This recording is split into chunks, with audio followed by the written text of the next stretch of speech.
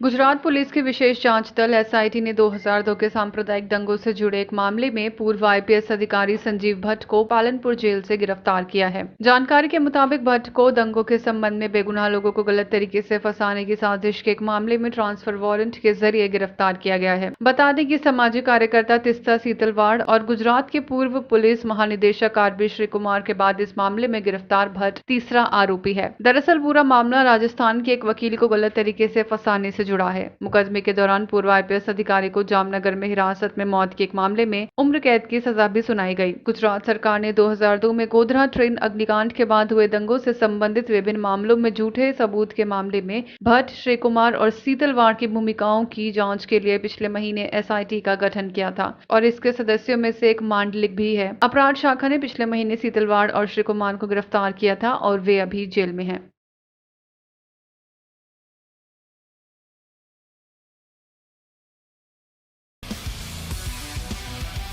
भारतीय तेज गेंदबाज मोहम्मद शमी ने मंगलवार को इंग्लैंड के खिलाफ पहले वनडे में 3 विकेट चटकाकर 50 ओवर फॉर्मेट में 150 विकेट पूरे किए।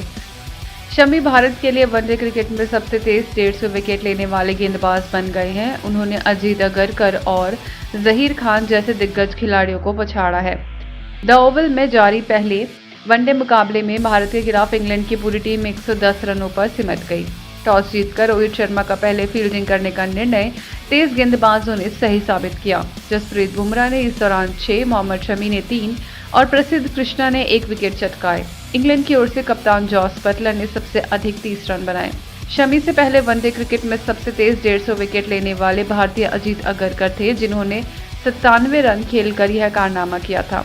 वहीं जहीर खान ने 103 मैच में 150 विकेट लिए थे, मगर मोहम्मद शमी ने 80 मैचों में इस मुकाबले तक पहुंचकर इतिहास रच दिया।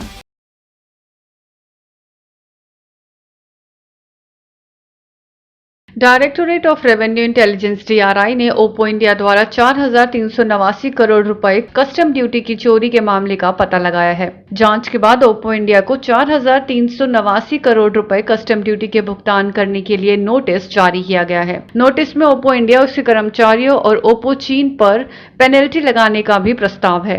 वित्त मंत्रालय के मुताबिक ओप्पो मोबाइल, जिसे ओप्पो इंडिया के नाम से जाना जाता है, उसके खिलाफ डायरेक्टोरेट ऑफ रेवेन्यू इंटेलिजेंस कर रही थी, जिसमें 4,389 करोड़ रुपए कस्टम ड्यूटी की चोरी का पता चला है। जांच के दौरान डीआरआई ने ओप्पो इंडिया के दफ्तरों और मैनेजमेंट से जुड़े कई मुख्य लोगों के घरों की तलाशी ली, जिसमें आपत्तिजनक दस्तावेज बरामद हुए हैं। इन दस्तावेजों से पता चला है कि ओप्पो इंडिया ने मोबाइल फोन की मैन्युफैक्चरिंग से जुड़े कुछ आइटम्स के आयात को लेकर जानबूझकर गलत डिक्लेरेशन दिया है। इस गलत डिक्लेरेशन के चलते ओप्पो इंडिया ने गलत तरीके से 2,981 करोड़ रुपए का टैक्स छूट हासिल किया। बता दें कि ओप्पो इंडिया मोबाइल हैंडसेट के मैन्युफैक्चरिंग, असेंबलिंग, होलसेल ट्रेडिंग और मोबाइल फोन और उसके एक्सेसरीज के डिस्ट्रीब्यूशन के कारोबार से जुड़ी है। ओप्पो इंडिया अलग अलग ब्रांड के नाम से देश में मोबाइल फोन बेचती है, जिसमें ओप्पो, वन प्लस और रियलमी शामिल है।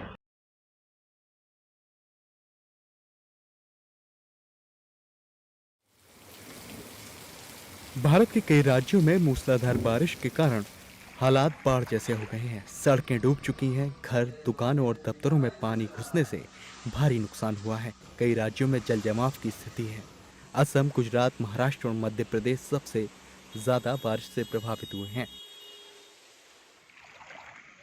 बात असम की करें तो असम में इस साल बाढ़ और लैंडस्लाइड से करीब 90 लाख लोग प्रभावित हुए हैं। इसके अलावा अब तक 192 लोगों की मौत हो चुकी है। 12 जिलों के करीब 5 लाख से ज्यादा लोग बाढ़ की चपेट में हैं। 38,751 लोग अब भी 8 जिलों में बने 114 राहत शिविरों में जिंदगी गुजारने को मजबूर हैं। लोगों को हेलीकॉप्टर नाव के जरिए खाना पहुंचाया जा रहा है।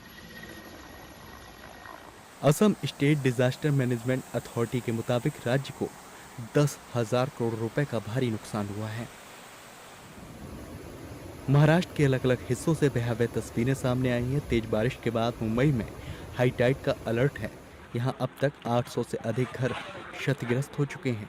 मूसलाधार बारिश से आई बाढ़ में 180 जानवरों की मौत हुई है। राज्य में एनडीआरएफ की 13 टीमें और राज्य आपदा नियंत्रण की 2 टीमें अलग अलग हिस्सों में काम कर रही हैं। महाराष्ट्र के कई जिलों में 2 दिनों के लिए ऑरेंज अलर्ट जारी किया गया है। राज्य में 1 जून से अब तक 89 लोगों की मौत हो चुकी है। गोदावरी नदी समेत कई नदियां उफान पर हैं।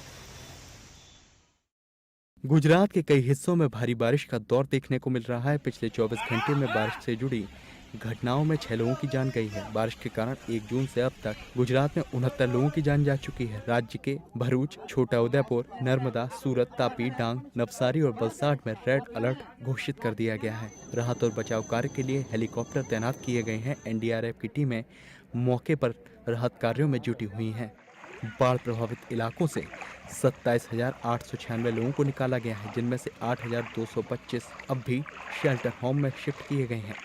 नवसारी जिले में भारी बारिश जारी रहने से पूर्णा और अंबिका नदियां उफान पर हैं, जिससे कुछ निचले इलाकों में बाढ़ आ गई है। मध्य प्रदेश में भी पिछले 4 दिनों से हो रही लगातार बारिश से कई जिलों में बाढ़ की स्थिति बन गई है। भोपाल की कई कॉलोनियां जलमग्न हो गई हैं। इंदौर समेत प्रदेश के 52 जिलों में से 35 जिलों में भारी बारिश का ऑरेंज अलर्ट जारी किया गया। राज्य में बिजली गिरने से बीते एक हफ्ते में 47 लोगों की जान जा चुकी है। वहीं बीते 1.5 महीने में बारिश से जुड़ी घटनाओं में 111 लोग जान गंवा चुके हैं।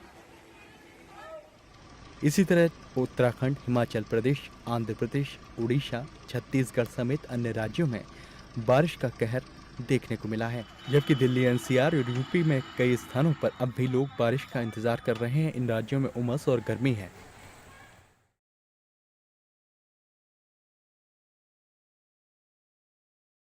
तमिलनाडु के मुख्य विपक्षी दल अन्ना द्रमुक ने इडापट्टी के पलानीस्वामी को अपना अंतरिम महासचिव निर्वाचित किया और उन्हें संगठन चलाने के लिए नियुक्त किया गया। कार्यकारी समिति और आम परिषद की बैठक में अन्ना द्रमुक ने समन्वयक और संयुक्त समन्वयक पद को समाप्त करने संबंधी प्रस्ताव पारित किया। ये दोनों पद ओ पनीरसेल्वम और पलानीस्वामी के पास थे। पार्टी के 68 वर्षीय नेता पलानीस्वामी ने ओपीएस को मतलबी करार देते हुए आरोप लगाया कि पूर्व पार्टी समन्वयक ने सत्ताधारी द्रमुक के साथ सांठगांठ करके अन्ना द्रमुक के मुख्यालय पर हमले का ताना बाना बुना। पलानीस्वामी के महासचिव बनने से पहले पार्टी मुख्यालय पर काफी हंगामा देखा गया। इसकी शुरुआत मद्रास हाईकोर्ट के पनीरसेल्वम की याचिका पर फैसले सुनाने से हुई, जिसमें कोर्ट ने पनीरसेल्वम गुट को महासभा की बैठक पर रोक लगाने से इनकार कर दिया। जिसके बाद पार्टी मुख्यालय के बाहर इंतजार कर रहे पनीरसेल्वम और पलानीस्वामी के समर्थक आपस में भिड़ गए थे, जिसके बाद वहां काफी तोड़फोड़ की गई। भारी हंगामे के बाद पार्टी मुख्यालय को सील कर दिया गया। बता दें कि पनीरसेल्वम और पलानीस्वामी में कई सालों से वर्चस्व चली आ रही है। दोनों पूर्व मुख्यमंत्री के बीच सत्ता का टकराव लंबे समय से हो रहा है।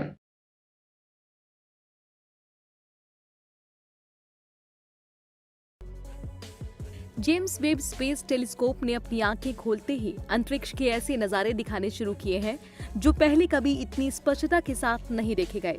अंतरिक्ष की फोटो के बाद अब जेम्स वेब टेलीस्कोप ने ऐसी तस्वीर जारी की है जो अद्भुत है।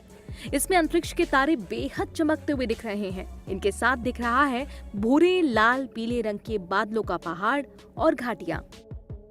ये नजारा है कैरिना नेबुला का, जहां एक तारे का निर्माण होते हुए दिख रहा है।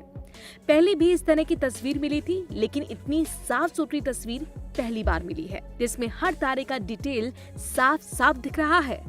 इन भूरे रंग के बादलों के उस पार भी जेम्स वेब का कैमरा देख सकता है।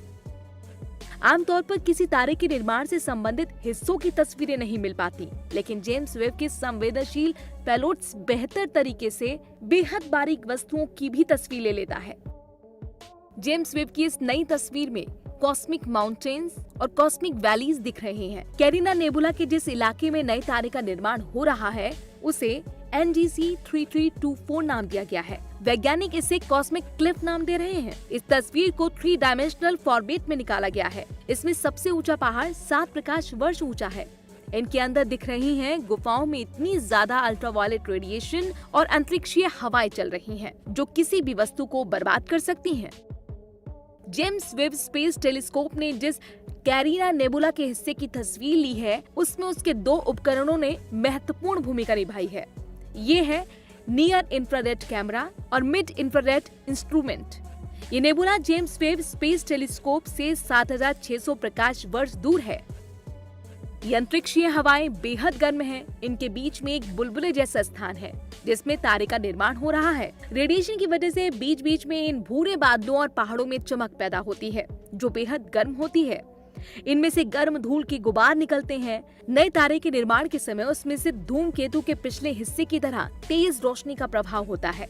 जो धूल को बीच से चीरता हुआ निकल जाता है।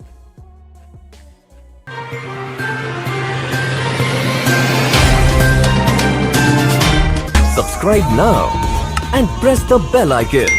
Never miss an update.